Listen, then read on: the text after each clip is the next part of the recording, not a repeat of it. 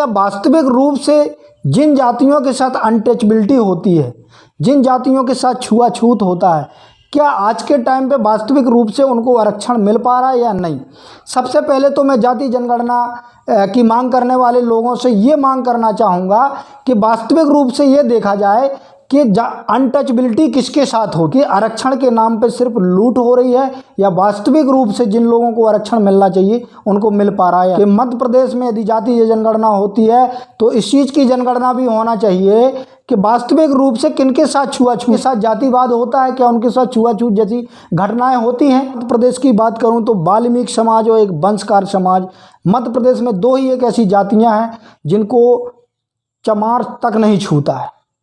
अब आप बताइए कि उनका आरक्षण का आधार क्या होना चाहिए और किस परसेंटेज आधार पर उनको आरक्षण मिलना चाहिए। 15% रिजर्वेशन पर किसका हक और अधिकार है। हमारे एससी कास्ट का होकर के एससी कास्ट के खिलाफ ही खाना फेंक करके दिया जाता है, उनको प्यासे मरते हों लेकिन उनको लोटा में पानी नहीं दिया जाता। और जातीय जनगणना कराने वालों से मांग करना चाहूँगा कि भी इस चीज़ की भी वास्तविकता से मांग करें कि हर जाति में, चाहे वो एससी हो, एसटी हो, ओबीसी हो, जर्नल हो, हर जातियों में कहीं ना कहीं प्रताड़ित जाति है। जो भूमिया समाज है आज भी उनको उनका नौकरियों में 1 भी % आरक्षण का लाभ, ये सबसे बड़ा कारण बन गया हमारे देश में गरीबी का। नमस्कार, आदाब, सत श्री अकाल, जय भीम, जोहार। मेरा नाम है कन्हैया कुमार। आज हम बहुत ही खास मुद्दे पर बात करने वाले हैं। भारत देश में जातीय जनगणना की चर्चा बहुत तेज है, तो हम इस पर विस्तार पूर्वक चर्चा करेंगे। साथ साथ जिस प्रकार से बीजेपी की सहयोगी पार्टियां हैं और उन्होंने बीजेपी को घेर रखा है कि जातीय जनगणना होनी चाहिए, उस पर भी बात करेंगे। सबसे पहली बात हमें ये जान लेनी चाहिए, जातीय जनगणना से फ़ायदा होने वाला क्या है।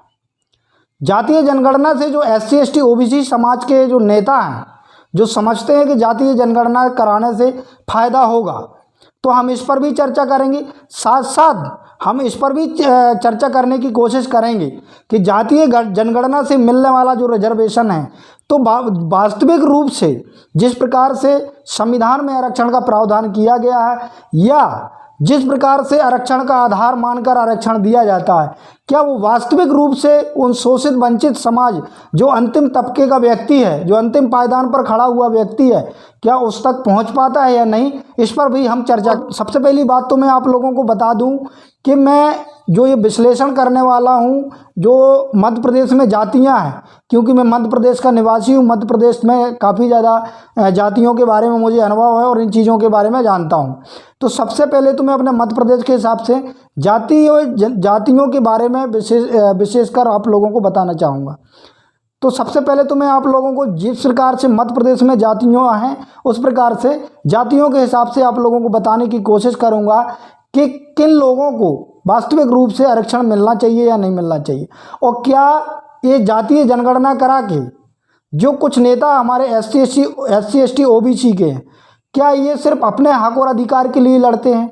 कहीं ना कहीं इस चीज़ को भी समझना पड़ेगा। हक अधिकार के साथ साथ किन किन जातियों को वास्तविक रूप से आरक्षण का बेनिफिट होगा या नहीं, इस पर भी हम चर्चा करेंगे।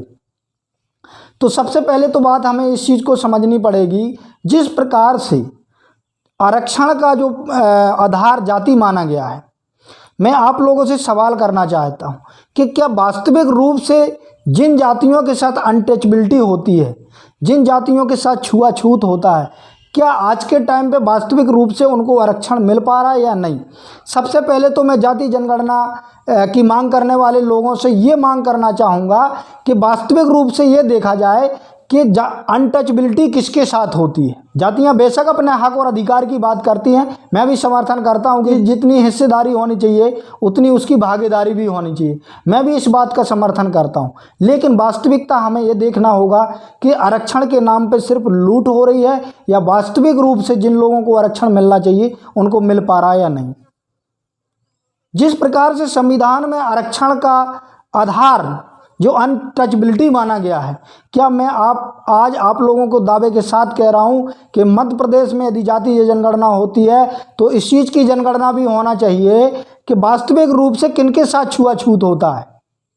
ऐसा नहीं कि मैं SC हूँ, मैं SC कास्ट से यदि आता हूँ तो ऐसा नहीं, हमें देखना चाहिए SC कास्ट में भी हज़ारों जातियाँ हैं, हमें उनका ही विश्लेषण करना चाहिए। कई जातियां ऐसी हैं SC कास्ट में जो अपने आप को ब्राह्मण समझती हैं, अपने आप को ठाकुर समझती हैं, ऐसे लोगों को क्या आरक्षण का लाभ मिलना चाहिए?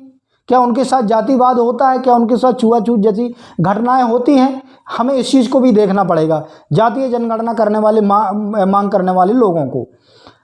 और मध्य प्रदेश की बात करूं तो मध्य प्रदेश में यदि अनटचबिलिटी होती है, यदि छुआछूत होती है, तो वास्तविक रूप से पूरे मध्य प्रदेश की बात करूं तो वाल्मीकि समाज और एक वंशकार समाज, मध्य प्रदेश में दो ही एक ऐसी जातियां हैं जिनको चमार तक नहीं छूता है।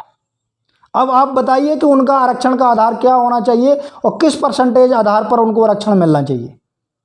और वास्तविकता भी ये भी आरक्षण की मांग करने वालों को वास्तविकता ये भी देखना चाहिए कि क्या वास्तविक रूप से इन लोगों को आज तक 70-75 साल से आरक्षण मिल रहा है, क्या वास्तविक रूप से इनको आरक्षण का लाभ मिला है? इस जाति को जो अनटचबिलिटी है, जो जिसको लोग अछूत समझते हैं, जिसके साथ वास्तविक रूप से छुआछूत होती है, उसको वास्तविक रूप से कितने % आरक्षण मिला है? हमें इस चीज़ को भी देखना पड़ेगा। मैं ये मांग करना चाहूँगा जो जातीय जनगणना की मांग करते हैं कि इस चीज़ की मांग भी करें। ऐसा नहीं कि मैं सिर्फ SC कास्ट में हूँ तो मेरे साथ जातिवाद या छुआछूत होता है या नहीं होता है, मुझे आरक्षण का लाभ मिलना चाहिए। यदि SC कास्ट को 15% रिजर्वेशन दिया गया है तो उस 15% रिजर्वेशन को भी देखना होगा कि उस 15% रिजर्वेशन पर किसका हक और अधिकार है। क्या जो SC कास्ट है उसमें सभी जातियों को बराबर मिला हुआ है या क्या एक या दो जातियों का कब्जा है? इस चीज़ को भी विशेषकर देखना पड़ेगा, क्योंकि मैं सच्चाई कहता हूँ, इसीलिए लोग कहते हैं कि ये व्यक्ति बुरा है, आज हमारे SC कास्ट का होकर के SC कास्ट के खिलाफ ही बोलता है। लेकिन मैं वास्तविकता बोलता हूँ, मैं सत्य बोलता हूँ, क्योंकि मैं उस चीज़ से खुद प्रताड़ित हूँ। मैं आपको दावे के साथ कहता हूं कि आप उनके घरों में जाइए, उनसे पूछिए जिनके साथ वास्तविक रूप से छुआछूत जातिवाद होता है। आज भी उनको पट्टियों पे नहीं बिठाया जाता, आज भी उनको खाने के कम से कम 2 मीटर दूर से खाना फेंक करके दिया जाता है। उनको प्यासे मरते हों लेकिन उनको लोटा में पानी नहीं दिया जाता है। इस सच्चाई को हमें जानना होगा और समझना होगा। और जातीय जनगणना कराने वालों से मांग करना चाहूँगा कि भी इस चीज़ की भी वास्तविकता से मांग करें कि हर जाति में, चाहे वो SC हो, ST हो, OBC हो, जर्नल हो, हर जातियों में कहीं ना कहीं प्रताड़ित जाती है। तो उन चीज़ों का विशेषकर हमें ध्यान रखना होगा। OBC समाज में कई ऐसी जातियां हैं जो वास्तविक रूप से पिछड़ी हुई हैं और उसका लाभ सिर्फ जो पिछड़ों में भी अंगड़ी जातियां उसका लाभ ले रहे हैं, और जो वास्तविक रूप से पिछड़े हुए उनको आज तक लाभ नहीं मिला। इसी प्रकार से SC कास्ट में देखा जाए तो SC कास्ट में भी कई ऐसी जातियाँ हैं जिनको 1 भी % रिजर्वेशन का लाभ नहीं मिला है और सरकार के द्वारा 15% रिजर्वेशन दिया जाता है। 1, 2, 4 कास्ट का ही उन पर कब्जा है। तो इस चीज़ को भी देखना पड़ेगा। इसी में हमें ST समाज को भी देखना पड़ेगा। ST समाज में भी मैं आपको वास्तविक रूप से बताना चाहूँगा कि जिस प्रकार से जो भूमिया समाज है, आज भी उनको उनका नौकरियों में 1 भी % आरक्षण का लाभ नहीं मिला हुआ है। 1 भी % नहीं है। मैं दावे के साथ कहता हूँ, उसको उठा करके देख लीजिए कि वास्तविक रूप से मिला है या नहीं मिला है। अब ST कास्ट में 50 जातियाँ हैं, 50 जातियों में ऐसी भी जातियाँ हैं जो अपने आप को ठाकुर समझती हैं, वो लोग उस चीज़ का लाभ ले रहे हैं। तो फिर आप समान रिजर्वेशन का क्यों विरोध कर रहे हैं? समान समाज में भी ऐसी कई जातियां हैं जिनका शोषण होता है, जो प्रताड़ित होते हैं। मैं आपकी जानकारी के लिए बता देता हूं कि ब्राह्मणों में भी एक महापात्र जाति होती है जिनको सबसे छोटा समझा जाता है। क्या उनको आरक्षण का लाभ नहीं मिलना चाहिए? मिलना चाहिए। मैं कहता हूं जो शोषित व्यक्ति है, जो वंचित व्यक्ति है, जो वास्तविक रूप से प्रताड़ित है, जिसके साथ वास्तविक रूप से अनटचबिलिटी होती है, उनको आरक्षण का लाभ मिलना चाहिए। लेकिन हम सिर्फ जातियों के नाम पे या कास्ट बेस के नाम पे हम लड़ाई तो करते हैं और मांग करते हैं, लेकिन अपने लोगों को सिर्फ अपने लिए करते हैं।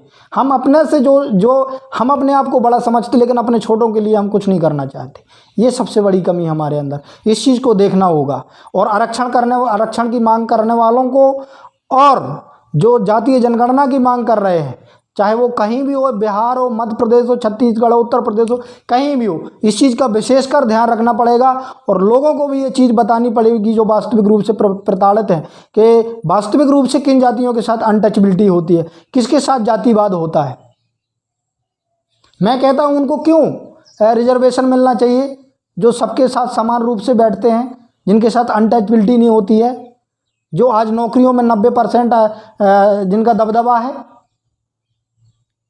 क्या मिलना चाहिए? मेरे हिसाब से तो नहीं मिलना चाहिए। मेरे हिसाब से यदि SC कास्ट में हमें सारी जातियों का एनालिसिस करके जिस जाति को आज भी 1% जिनकी भागीदारी नहीं है नौकरियों में, क्या उनको लाभ नहीं मिलना चाहिए? कहीं ना कहीं मैं उन लोगों से सहमत हूँ जो इस चीज़ की आवाज़ उठाते हैं कि जिन लोगों को एक बार यदि रिजर्वेशन मिल गया तो उनको दोबारा नहीं मिलना चाहिए। आज मेरी यदि हालात अच्छी हो गई, मेरे हालात अच्छे हो गए, मैं अपने बच्चों को पढ़ा लिखा रहा हूँ, स्वाभाविक रूप से है कि मेरे बच्चों को नौकरियाँ मिलेंगी। जो बेचारा आज जिसकी पहली पीढ़ी भी नहीं है, जो पढ़ पाया लिख पाया नौकरी पे नहीं आ पाया, उनको कहाँ से मिलेगी नौकरी? तो हम लोगों को यदि समान रूप से मौका देना है सभी को, तो इस चीज़ का विशेष ध्यान देना पड़ेगा। और ये सरकारों को भी सोचना होगा, जो सरकार पर बैठे हुए व्यक्ति हैं, जो सरकार में अपनी अपनी कास्ट की पॉलिटिक्स करते हैं, उन लोगों को भी इस चीज़ का विशेष ध्यान रखना पड़ेगा कि हम जातीय जनगणना कराने की तो बात करते हैं, लेकिन जातियों में ये भी होना चाहिए कि किस जाति के साथ अनटचबिलिटी होती है, किस जाति के साथ छुआछूत होता है। हमें इस चीज़ का विशेष ध्यान देना चाहिए, तभी हमारे भारत देश का विकास हो पाएगा। आज चारों कास्टों में SC ST OBC जर्नल में सभी में आप डाटा उठा करके देख लीजिए किसकी कितनी भागीदारी है, किस जाति की कितनी भागीदारी है। हमें इस चीज़ का विशेष रूप से ध्यान देना चाहिए, लेकिन नहीं देते। क्यों?